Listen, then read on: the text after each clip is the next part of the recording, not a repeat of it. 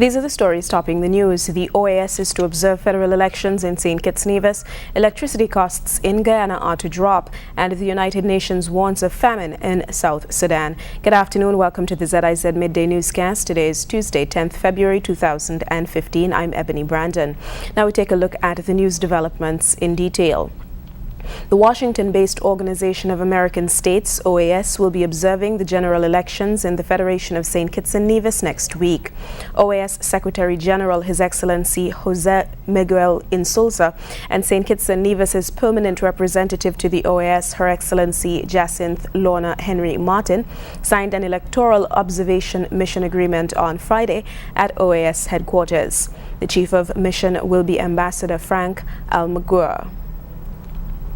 Federal parliamentarian Honorable Patrice Nisbet is continuing to thank the persons who've been instrumental to his political success.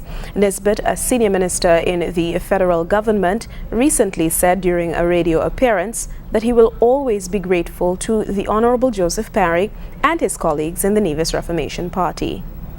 I would want to thank God for the strength and the courage that He has given to me.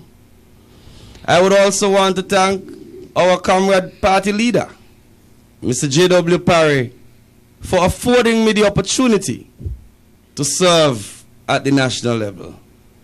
Not only did he do that, he ensured that the embrace that he got from the people of St. Thomas's, they also embraced me, just like how they embraced Parry. I want to thank the rank and file of the Nevis Reformation Party. In other news, Premier of Nevis Honorable Vance Amory has called young Nevisians to emulate the two latest honorees of the Nevis Island administration, sportsmen Stuart Williams and Carl Tuckett. Both were recognized for their cricketing prowess and putting Nevis on the map. Mr. Amory made the call when he spoke at the official opening and renaming ceremony of the Stuart Williams Drive and the Carl Tuckett Boulevard. He encouraged the young people gathered to engage in wholesome activities and avoid negative behavior. The Premier also told parents that they should not shirk the responsibility of being positive influences in their children's lives. In regional developments, the Guyana Power and Light Company is expected to charge 10% less for electricity beginning in March. We hear more in this report.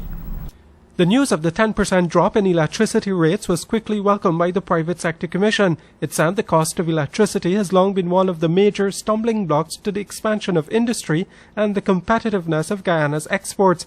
The announcement of the 10% drop in electricity charges was made by President Donald Rameter as he commissioned the new 26-megawatt power station at Vredenhoop, West Coast Demerara. But let me say today that GPL has projected that based on fuel prices, it will be able to implement a 10% reduction in electricity costs across the board. The President sought to explain the conditions under which GPL could reduce charges. This reduction in prices will come from a fuel rebate that, according to its license, operates on a quarterly basis. The Guyana Power and Light Company is expected to choose to explain how the reduced electricity rates would apply. The Private Sector Commission said since the reduction in electricity costs would contribute to a reduction in production costs of both manufacturers and service providers, it would also like to see the cost of other energy-dependent goods and services going down. Public transportation services have so far refused to budge on the drop in fuel charges. Fares remain the same across the board. Officials of the St. Lucia Fire and Ambulance Service are sending an urgent warning to young men to stop the practice of jumping off the backs of moving pickups. The warning follows a local video which has gone viral showing a group of schoolboys disembarking a moving van for sport. EMTs say this is extremely dangerous and must not become a trend.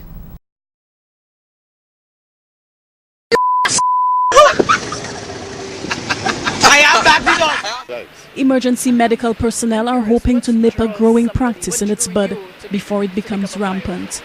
It involves teenaged boys jumping off moving vehicles and filming the episodes for laughs.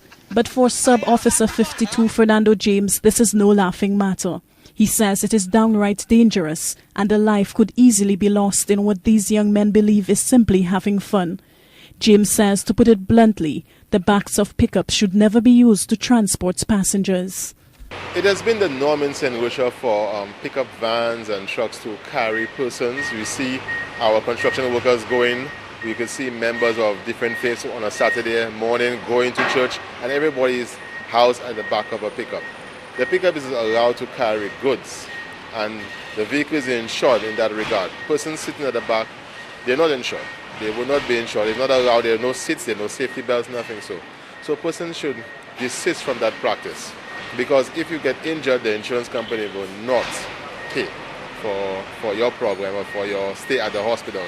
James is advising members of the public to utilize the designated passenger section of pickups.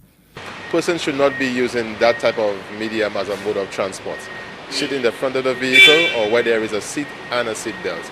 Sitting at the back of the vehicle, you're not a piece of good, you're a human being, so you should not sit there. James is also appealing to parents to speak to their sons and warn them about the implications of their actions. He says what starts off as fun could turn deadly quickly.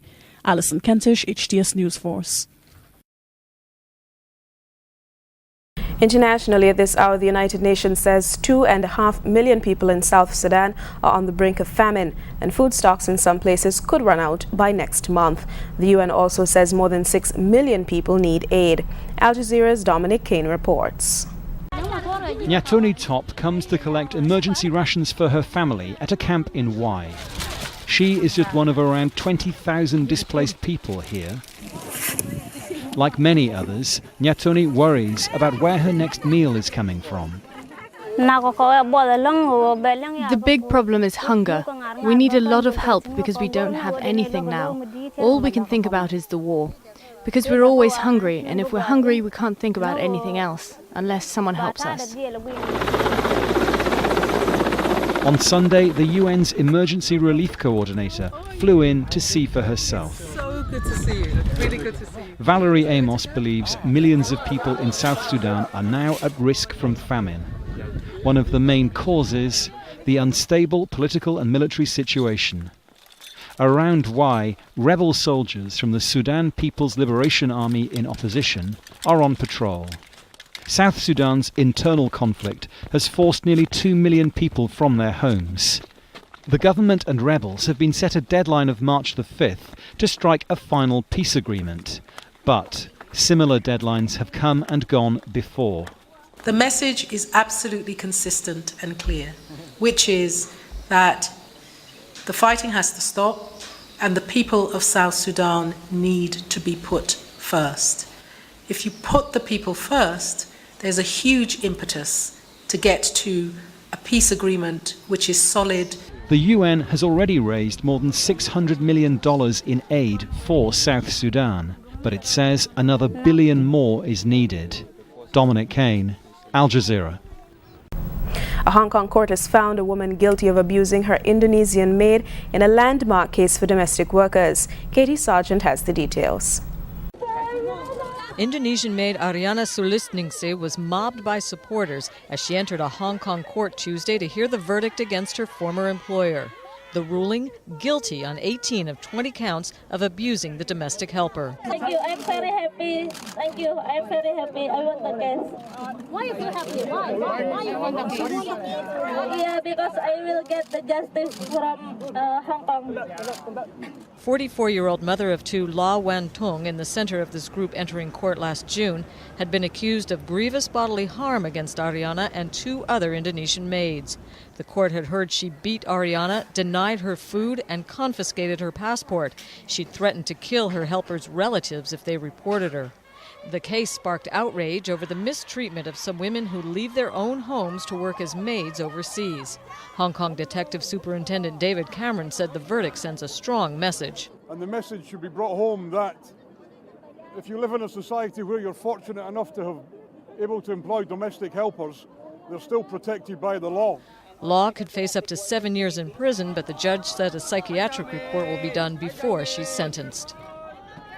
Now for a look at the weather, today's temperatures will reach a high of 24 degrees Celsius. Winds will come in from the southeast at 9 to 16 miles per hour with lighter spells overnight.